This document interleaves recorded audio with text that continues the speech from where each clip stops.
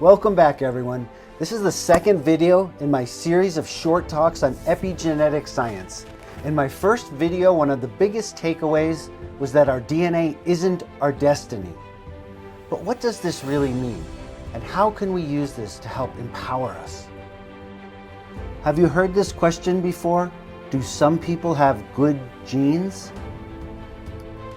According to the Human Genome Project, which mapped and sequenced all of human DNA, human beings are 99.9% genetically identical.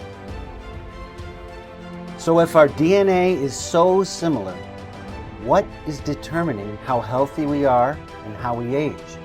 My name is Robert Needleman. I'm a molecular biologist and biochemist. Thank you for joining me for the next 5 minutes. Welcome to Empower My DNA.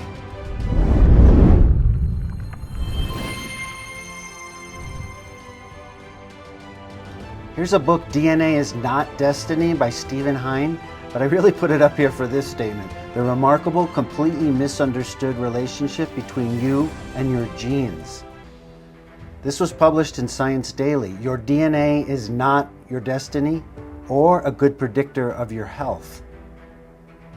In most cases, your genes have less than 5% to do with your risk of developing a particular disease. So are people's concerns that they have a gene for a certain disease rooted in science? Here's a research article from UC Berkeley. Genetic factors are not the major causes of chronic diseases. This is an extensive review publication. Cancer is a preventable disease that requires major lifestyle changes. They concluded in this article that only 5 to 10% of all cancer cases can be attributed to genetic defects, whereas 90 to 95% have their roots in the environment and lifestyle. This is completely consistent with the National Cancer Institute's statement: 90 to 95% of all cancers have no hereditary linkage. This powerful information is extremely helpful when we look at family history. I've talked to so many people that have a gripping fear that they're going to have similar sicknesses to their parents or members of their family. I'd like to give you another way to look at this. You've probably been to a doctor, filled out family medical history forms. It says something like this usually: family history of any of the below conditions, and then it lists a bunch of things. But I had an amazing experience recently at a doctor. In the form it said, remember, most diseases that run in the family are not genetic, but rather reflect lifestyle or behavior patterns that we learn in our families. What an incredible epigenetically based way to look at family history. On the CDC website, it says act on your family history. You can't change your genes, but you can change unhealthy behaviors, such as smoking, not exercising or being active, and poor eating habits.